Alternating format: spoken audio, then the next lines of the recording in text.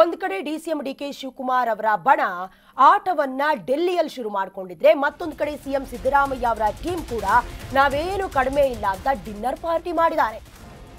ಡೆಲ್ಲಿಯಲ್ಲಿ DK Shivakumar ಬಣ ಆಟ ಆಡ್ತಿದ್ರೆ ಇತ್ತ ಸಿಎಂ ಬಣ ಡಿನ್ನರ್ ಪಾರ್ಟಿ ಮಾಡ್ತಿದ್ದಾರೆ.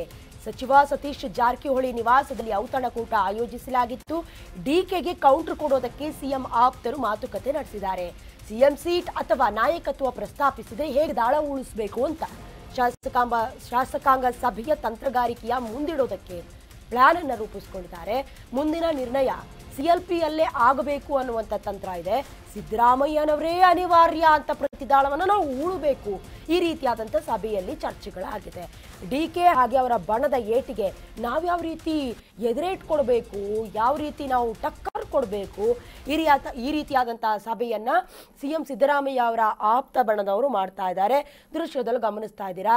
ಖಂಡಿತವಾಗ್ಲೂ ಮನೇಲಿ ಕೂತ್ಕೊಂಡು ಡಿನ್ನರ್ ಮೀಟಿಂಗ್ ಅನ್ನ ಅಥವಾ ಡಿನ್ನರ್ ಅನ್ನ ಮಾಡ್ತಾರೋ ಇಲ್ವೋ, ಇತ್ತೀಚಿನ ರಾಜಕಾರಣದಲ್ಲಿ ಅದರಲ್ಲೂ ಕೈಪಾಳ್ಯದ ರಾಜಕೀಯ ವ್ಯಕ್ತಿಗಳು ಪದೇ ಪದೇ ಒಟ್ಟಿಗೆ ಸೇರೋದು, ಡಿನ್ನರ್ ಬ್ರೇಕ್ಫಾಸ್ಟ್ ಅಂತೆ ಅನ್ಕೊಂಡು ರಾಜಕೀಯ ವಿಚಾರವನ್ನ ಡಿಸ್ಕಸ್ ಮಾಡ್ತಾ ಇರೋದು ಖಂಡಿತವಾಗ್ಲೂ ಮೊದಲನೇ ಬಾರಿ ಅಲ್ಲ. ಒಂದು ಕಡೆ ದಲಿತ ನಾಯಕರು ಸೇರ್ತಾರೆ, ಡಾಕ್ಟರ್ ಜಿ ಪರಮೇಶ್ವರ್ ಅವರ ಮನೆಯಲ್ಲಿ ಮಾತುಕತೆ ಮಾಡ್ತಾರೆ. ಅದಾದ್ಮೇಲೆ ಸತೀಶ್ ಜಾರಕಿಹೊಳಿ ಅವರ ಮನೆಯಲ್ಲಿ, ಮಹದೇವಪ್ಪ ಅವರ ಮನೆಯಲ್ಲಿ ಸಿಎಂ ಸಿದ್ದರಾಮಯ್ಯ ಅವರು ಎಲ್ಲಾ ನಾಯಕರನ್ನು ಕರೆದು ಊಟ ಹಾಕ್ತಾರೆ.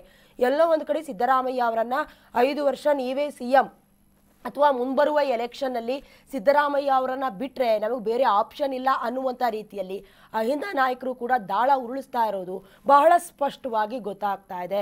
ಒಂದು ಕಡೆ ಡಿಸಿಎಂ ಡಿಕೆ ಶಿವಕುಮಾರ್ ಅವರ ಪರವಾಗಿ ಅವರ ಆಪ್ತ ವರ್ಗದವರು ಡೆಲ್ಲಿ ಅಂಗಳಕ್ಕೆ ತಲುಪಿದ್ದಾರೆ. ಹೇಗಾದರೂ ಮಾಡಿ ಅಧಿಕಾರದ ಹಂಚಿಕೆಯ ಸೂತ್ರವನ್ನ ಡಿಸಿಎಂ ಡಿಕೆ ಶಿವಕುಮಾರ್ ಅವರಿಗೆ ಕೊಟ್ಟು ಅಧಿಕಾರಕ್ಕೆ ಏರಿಸಿ ಸಿಎಂ ಮಾಡಿಸಬೇಕು ಅನ್ನೋದು ಅವ್ರ ಪ್ಲಾನ್. ಅದಕ್ಕೆ ಹುನ್ನಾರವನ್ನ ಎಳೆದಿರೋದು ಸಿಎಂ ಸಿದ್ದರಾಮಯ್ಯ ಅವರ ಬಣ. ಯಾವುದೇ ಕಾರಣಕ್ಕೂ ಇಲ್ಲಿವರೆಗೂ ಸಿಎಂ ಸಿದ್ದರಾಮಯ್ಯ ಅವರ ಪರವಾಗಿರುವಂಥ ಕೆಲ ನಾಯಕರು ಅವ್ರನ್ನ ಬಿಟ್ಟು ಕೊಡುವಂಥ ಚಾನ್ಸೇ ಇಲ್ಲ.